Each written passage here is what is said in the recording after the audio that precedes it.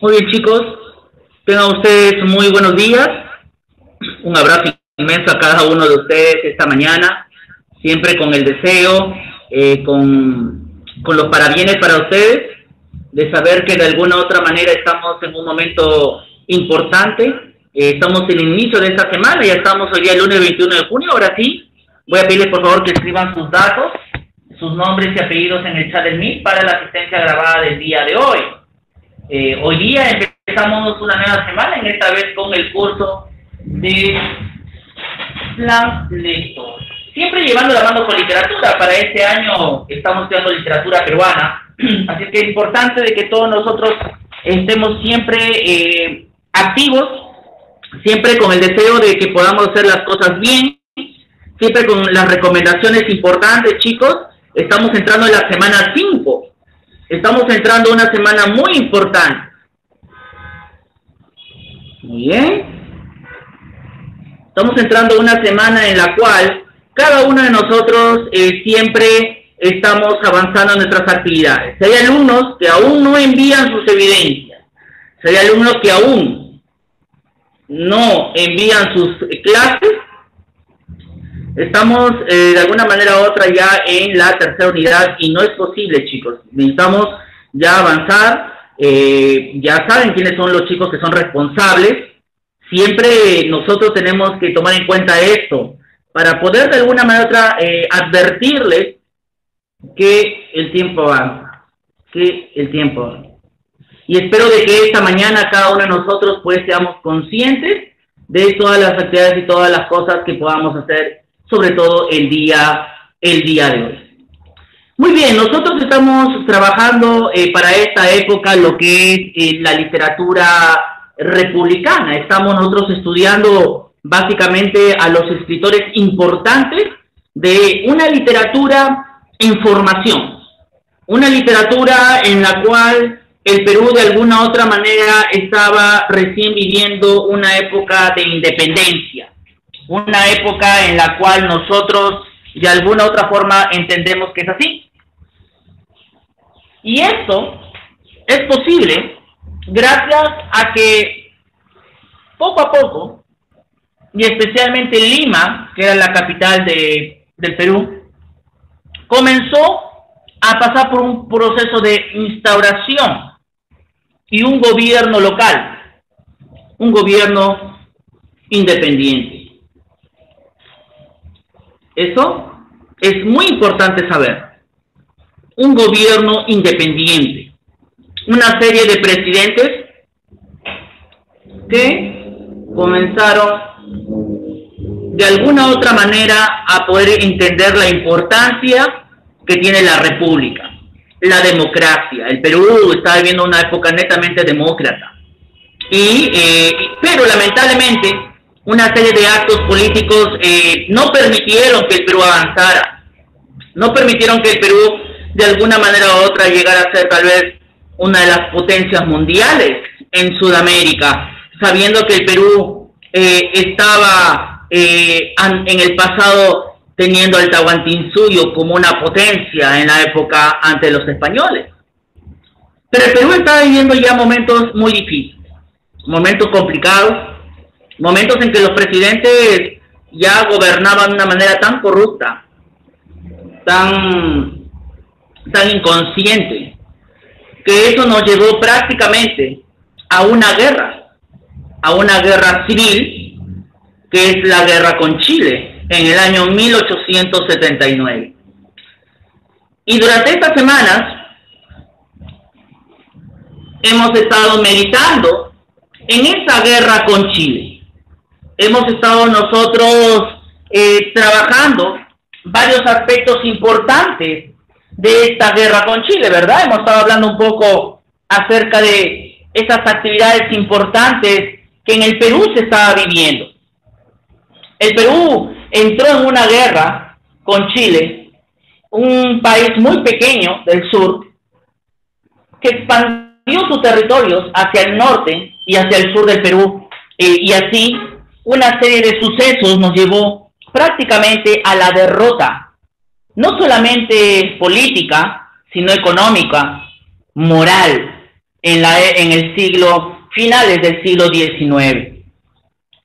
A partir de ahí el Perú necesitaba un proceso de restauración. ¿Ok? Pues, ¿qué era la restauración? Era un momento en el cual el Perú tenía que levantarse de sus cenizas. Tenía que hacer lo posible para que se pudiera levantar de esta derrota que nos trajo un desazón tremendo en todos los peruanos. Quizás una falta de esperanza de saber qué va a ser nuestro país de ahora en adelante. Y es ahí donde se necesitaba hombres y mujeres con carácter, con valentía. Se necesitaba hombres y mujeres siempre con una actitud importante para poder estar allí, liderar al Perú. Y no solamente hablamos de políticos, sino hablamos del medio artístico.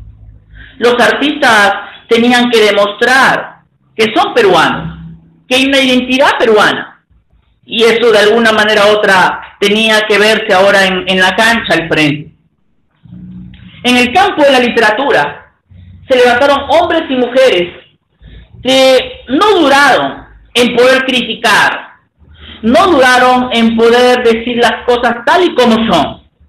La semana pasada habíamos visto al gran Ricardo Palma, ¿verdad? Que se identificó más con un romanticismo más criollo, más costumbrista, si se podría decir. Vimos las tradiciones peruanas como un medio importante en la cual tenemos que reivindicar el nacionalismo peruano. Y eso de alguna manera u otra era muy importante. ¿Ok? Analizamos algo de sus tradiciones peruanas.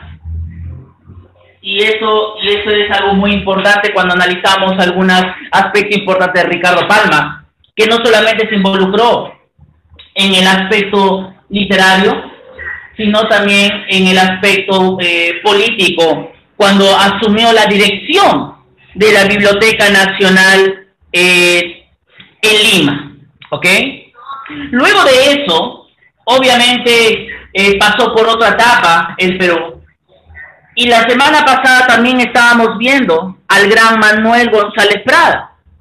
Estábamos analizando el ensayo titulado Discurso en el Politeama. Este ensayo que nos habla muchísimo sobre lo que pasó en la posguerra con Chile.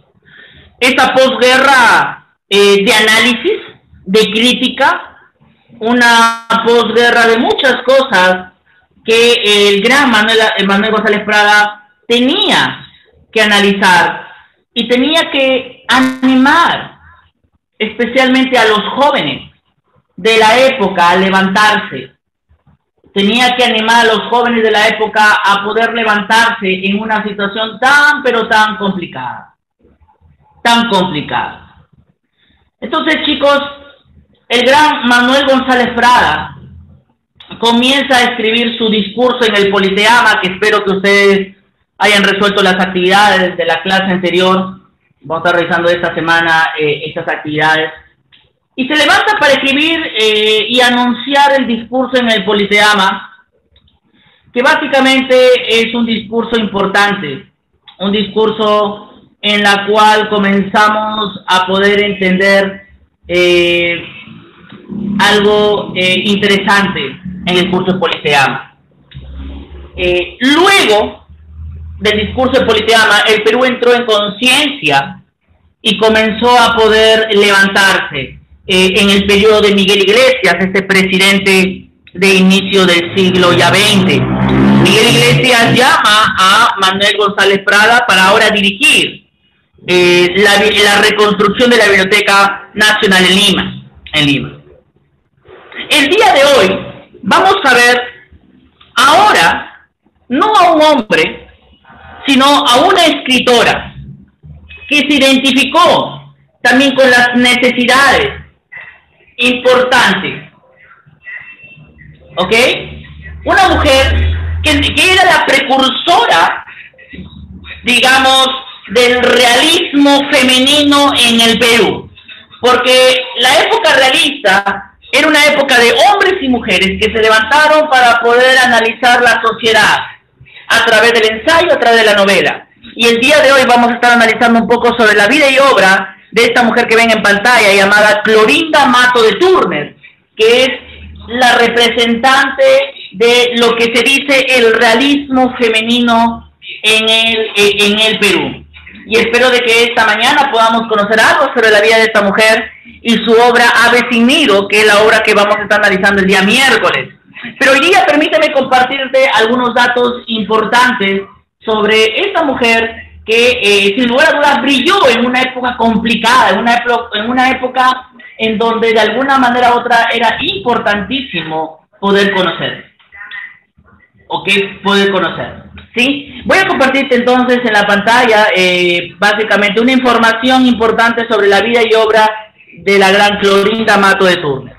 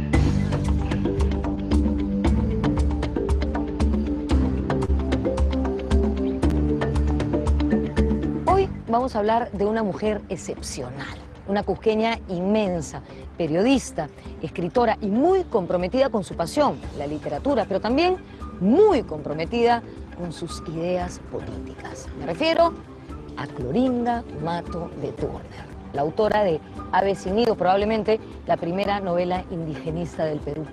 Ella enviudó muy joven, pero a fuerza de trabajo y talento consiguió salir adelante. De hecho, puso una imprenta en la que solo trabajaban mujeres.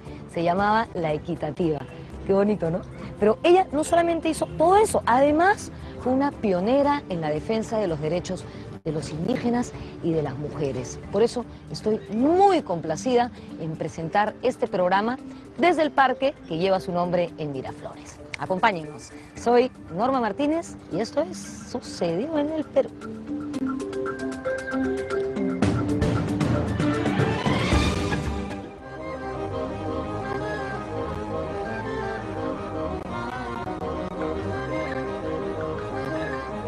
Muy bien, entonces la vida y obra de Clorinda Mato de Turner, representante del realismo femenino en el Perú.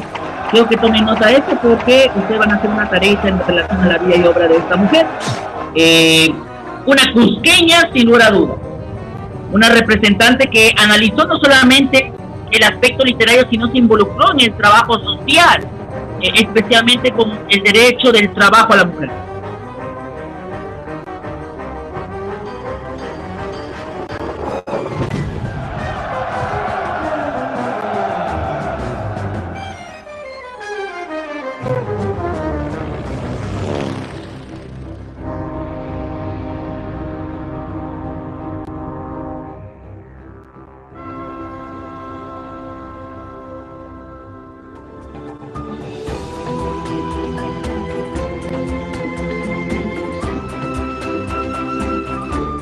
Clorinda Mato significa el nacimiento de una voz femenina fuerte, poderosa, audible, alternativa en las letras peruanas.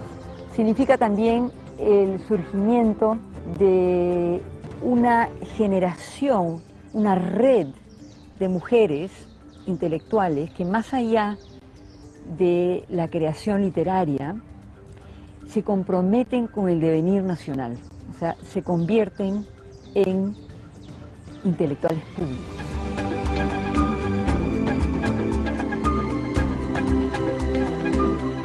Es el modelo de la intelectual comprometida con sus ideas, con su política, con la literatura y con un saber hacer, con una praxis constante. Es una mujer que trabajó toda su vida con las letras y consiguió un papel protagónico tanto en el Perú como en América del Sur.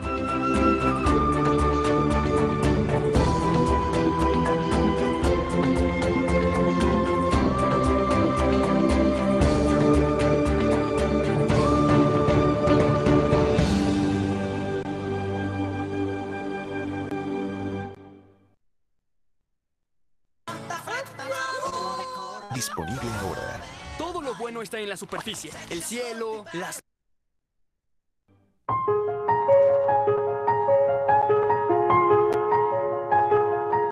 En 1924, el cuerpo repatriado de Clorinda Mato de Turner, fallecida en Buenos Aires en octubre de 1909, retornaba al Perú después de 15 años. En Lima se había preparado un gran homenaje organizado por la lideresa feminista Zoila Aurora Cáceres, hija del mariscal Andrés Avelino Cáceres, quien fuera amigo incondicional de Clorinda. Zoila Aurora convocó a las sociedades femeninas que se movilizaron entusiasmadas para acompañar los restos de Clorinda al cementerio Presbítero Maestro. Clorinda Mato fue la iniciadora de la literatura indigenista y su vida fue un ejemplo de lucha y compromiso.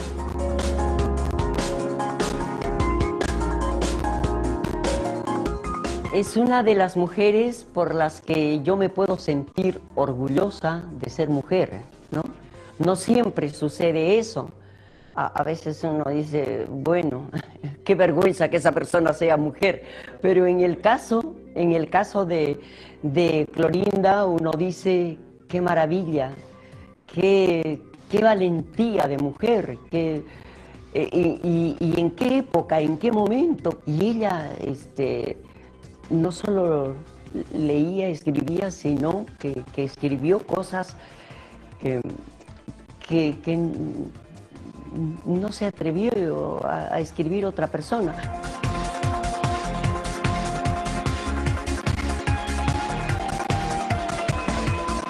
Clorinda Mato nació en el departamento del Cusco, el 11 de noviembre de 1852.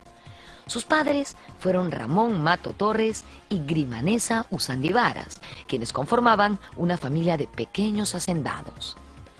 La futura escritora fue bautizada como Grimanesa Martina, pero pasaría a la posteridad como Clorinda Mato de Turner.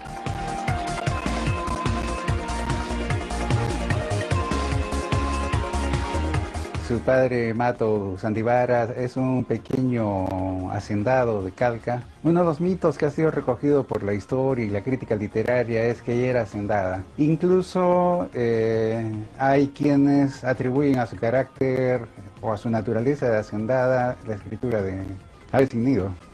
No es así, es un pequeño hacendado su padre.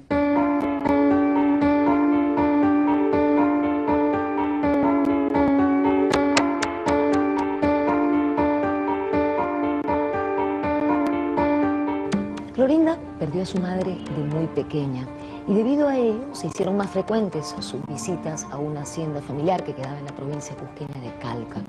Allí, Clorinda entró en contacto con la naturaleza y con los indígenas. Ellos le enseñaron el quechua y además le contaron relatos y tradiciones orales. Esta etapa de su vida fue importantísima para su futuro como periodista y como novelista. Clorinda Mato reivindicó el quechua como una lengua portadora de cultura y además como un medio perfecto para transmitir emociones. Siempre reivindicó, digamos, el pasado histórico del Cusco, la importancia del quechua, y ella fue, digamos, una actora que defendió radicalmente toda la tradición cultural andina.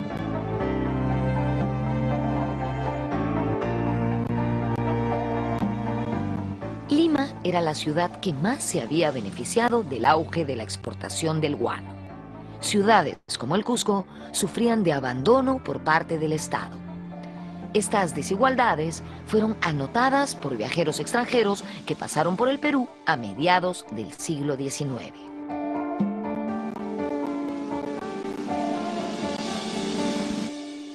Los viajeros norteamericanos y europeos de la época decían, entre ellos George Squier, casi citándolo, él decía que el viaje a Nueva York para un limeño era mucho más fácil, mucho más seguro y mucho más corto que un viaje a Cusco. La gente que iba a Cusco tenía que haber hecho su testamento antes de emprender el viaje.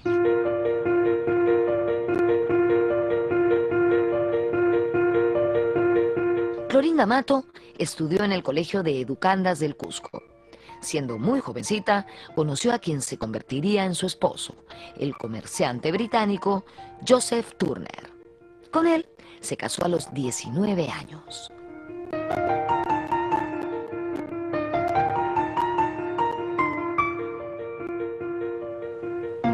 En 1871, Clorinda Mato se casó con el ciudadano inglés José Turner. Justamente fue él quien le puso el nombre de Clorinda. Ella originalmente se llamaba Grimanesa Martina. Ambos eran simpatizantes de Manuel Pardo, líder del Partido Civil. Pardo llegó a ser presidente del Perú en el año 1872. Este matrimonio se estableció en el pueblo de Tinta, en el Cusco. Allí pusieron una tienda donde acopiaban lana de vicuña y de alpaca suministrada por los pastores que vivían en las zonas aledañas al Cusco. Esta lana luego era enviada a Arequipa, a las grandes casas exportadoras. Por esos años ella no abandonó su vocación por la literatura. Al contrario, escribía constantemente artículos para diversas publicaciones de la región.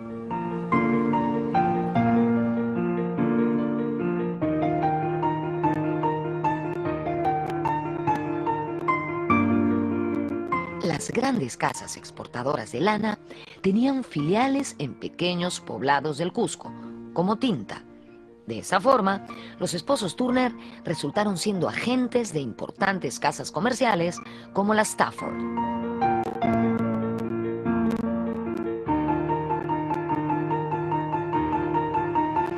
Y lo primero que me sorprendió fue el gran conocimiento que tenía Clorinda Mato del rescate de lanas. La sorpresa vino cuando, trabajando archivos en Arequipa y en Cusco, encontré documentos que mostraban que después de establecerse en Tinta con su marido, ellos se dedicaron al rescate de lanas.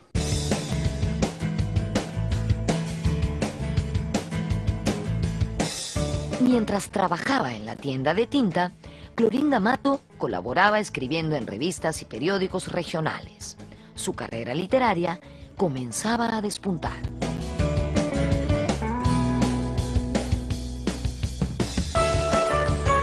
Clorinda Mato fue periodista durante toda su vida. Ella comenzó en la prensa desde muy joven, en el Recreo del Cusco. Desde 1875 se encuentran textos de ella, y también simultáneamente publicaba en el Correo del Perú, que era una revista limeña. A los 25 años, Clorinda visitó Lima por primera vez. Su fama había llegado hasta la capital.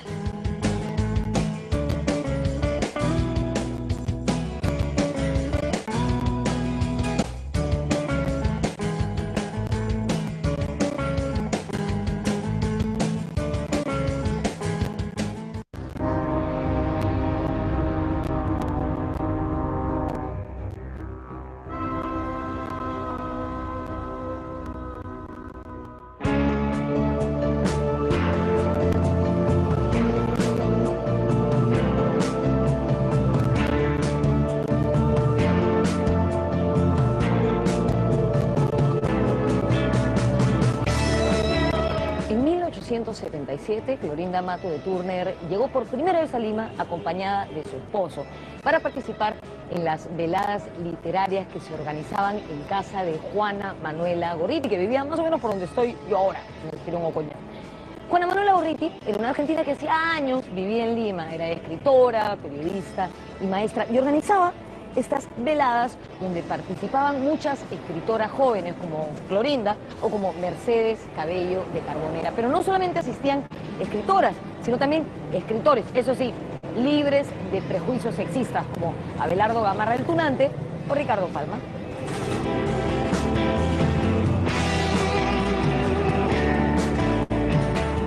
Ella va a ser invitada por Juana Manuela Gorriti y va a participar en las veladas literarias que organizaba esta escritora argentina. Y va a ser celebrada, digamos, por sus pares, por las escritoras limeñas, porque era una joven cusqueña que ya publicaba en una revista muy importante de Lima, El Correo del Perú, estas tradiciones y se perfilaba como una de las plumas más importantes, más significativas del periodo.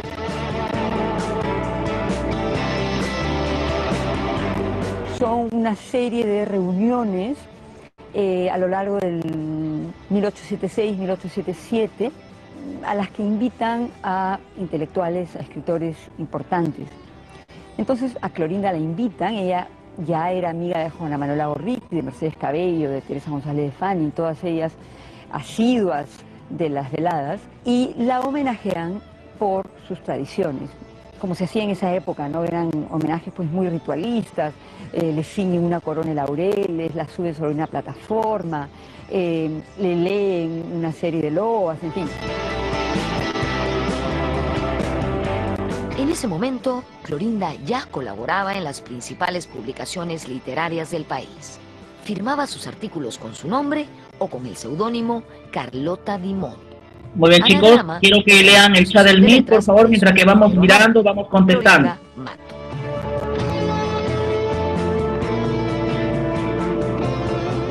Las veladas convoca a las mujeres que en ese momento están publicando en El Comercio, que están publicando en la Revista de Lima, publican cuentos, publican novelas en serie, y ella, al llegar a las veladas, es recibida como un miembro de este nuevo grupo que se está forjando, de mujeres que además muy pronto van a labrarse su espacio como intelectuales, como escritoras, como personajes públicos.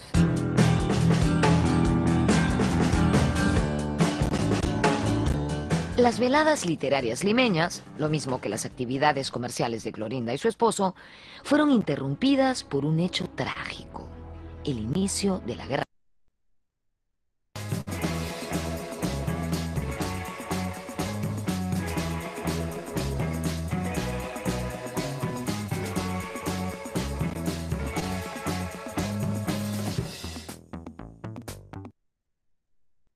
Con Chile en 1879.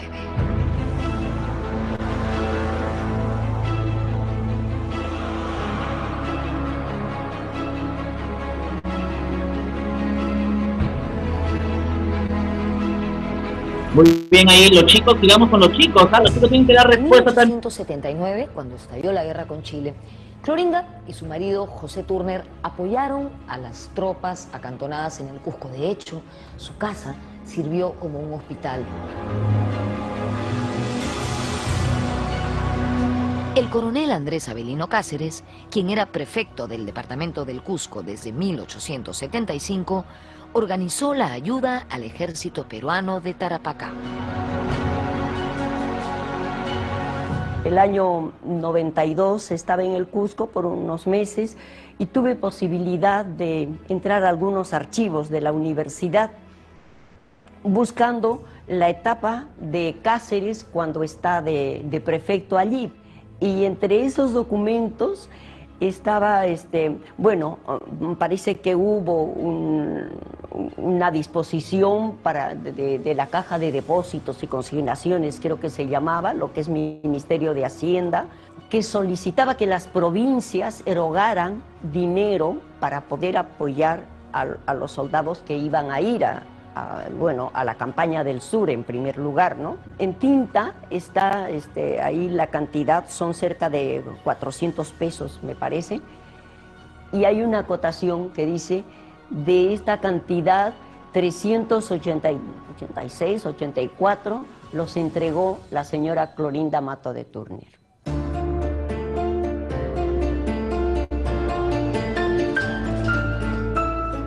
En 1881, cuando los chilenos tomaron nuestra capital, lamentablemente José Turner falleció. Clorinda de pronto se vio sola y obligada a administrar el patrimonio de la familia, y lo hizo con bastante habilidad, llevando las cuentas, pagando las deudas y además lidiando con sus acreedores, que por supuesto comenzaron a aprovecharse de una mujer recientemente viuda.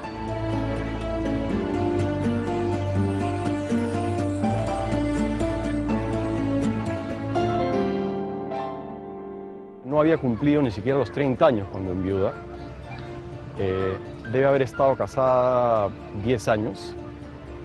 Y al enviudar, bueno, primero que nada se dedica por 2 o 3 años a pagar las cuentas que el marido había dejado.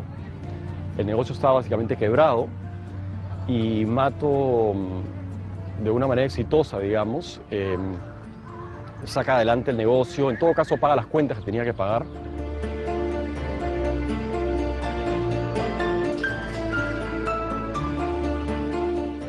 Ella negocia un convenio para pagar por partes la deuda que tiene a Stafford, a la casa Stafford. Relanzan un molino de trigo que había iniciado su marido. Y tiene tanto éxito que termina exportando trigo a Bolivia. Paga todas sus deudas, convierte el negocio en un próspero negocio. Y lo más importante, consigue la independencia económica. A fines de 1883, Clorinda Mato se trasladó a vivir a la ciudad de Arequipa. En la Ciudad Blanca se hizo cargo de la jefatura de redacción de la revista La Bolsa y desde allí mantuvo su entusiasmo patriótico hasta el final de la guerra con Chile.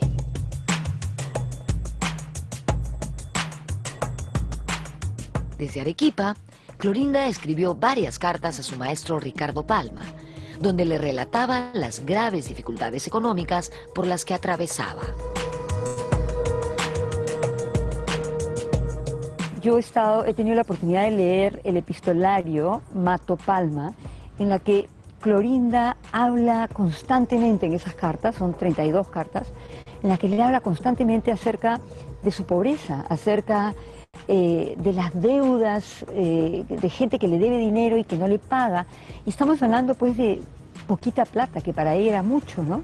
Ella habla mucho de sus ganas de venir a Lima, pero de su incapacidad económica para poder financiarse el viaje. Habla mucho del trabajo oneroso que significaba ser redactora de La Bolsa.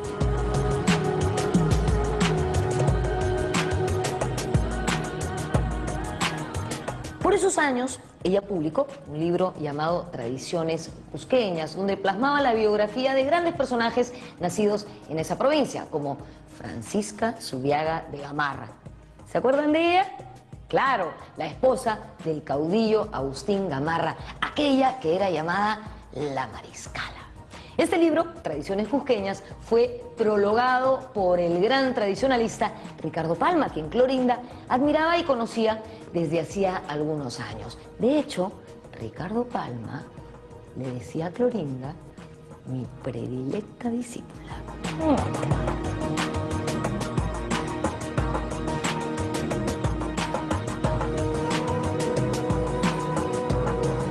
En el caso de Ricardo Palma, que podríamos decir que fue su mentor en la fase 1 de Mato, de hecho Mato me parece que publica sus tradiciones en el 84. Las tradiciones de Mato obviamente siguen el formato de la tradición palmiana, por llamarlo así, pero le añaden un aspecto más social, más andino, está preocupada por el indio, ¿no?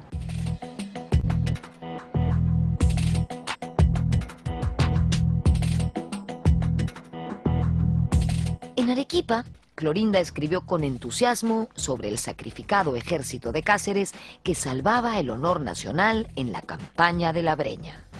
En octubre de 1883, el gobierno de Miguel Iglesias puso fin a la contienda firmando el Tratado de Ancón.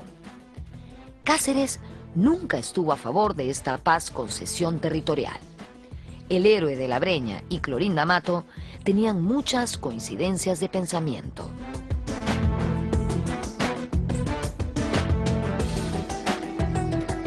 Iglesias, que ha firmado la paz y tratado de Ancón, le pide a Lynch, el jefe de las Fuerzas Armadas chilenas, que permanezca en el Perú.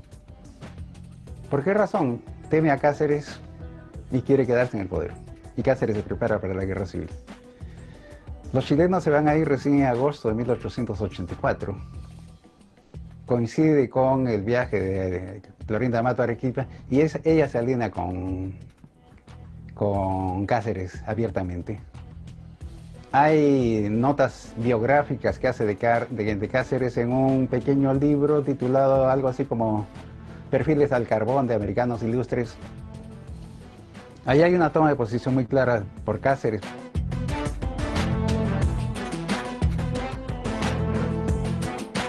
Tenían en común ambos la reivindicación de lo andino dentro de un proyecto político nacional. Clorinda Mato, por ejemplo, consideraba que el quechua tenía que tener un papel constitutivo en la identidad cultural nacional. Cáceres, de alguna manera, había logrado establecer una alianza con sectores campesinos para la resistencia en el momento de la invasión chilena y aparecía como la encarnación de la posibilidad de una nación donde lo criollo no fuese lo hegemónico.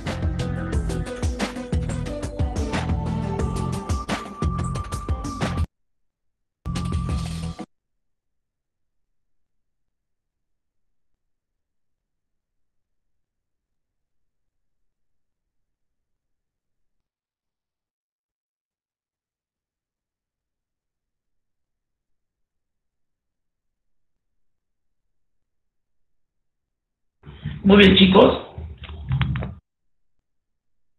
Hemos visto un poquito entonces sobre la vida y obra de esta gran escritora, Clorinda Mato de Turner, una mujer que no solamente se identificó con la literatura en sí, sino también con el trabajo social, defendiendo los intereses de muchas mujeres, ¿no? Y como muchos de ustedes han colocado ahí, básicamente sus comentarios, felicidades a Eka, a Renzo, a Natalia, a Maricielo, a Brian, a Rosalinda, a Deyanira. Bueno, el resto no sé qué pasa, hay muchos chicos que no han sido mencionados, así que ya saben, Leticia, muy bien. Periodista, una gran periodista, ella se involucró mucho con la investigación importante en el Perú. No solamente esa investigación de las cosas que tiene que ver con la literatura, sino también con el aspecto político de su patria. Y ella escribe Ave sin nido, una novela que bien retrata también el indigenismo en el Perú. Es una obra importante porque nos relata mucho sobre lo que pasa en la vida cotidiana. Habla sobre los amores de una pareja de muchachos que se van a encontrar con una cruda realidad. Y eso lo vamos a estar analizando el día miércoles. Esta novela es precursora de la novela indigenista en el Perú. Y sin lugar a dudas, Clorinda Mato de Turner destaca por una pluma, por un estilo, por un lenguaje muy crudo, muy radical. Quizás una de las mujeres más serias que nos tiene la literatura peruana. Ella, conocedora de la condición del indígena en el Cusco, de alguna manera u otra escribe Ave sin nido para hacernos entender, reflexionar lo que pasa alrededor de la vida, especialmente cuando nos encontramos y nos topamos con la pared muchas veces.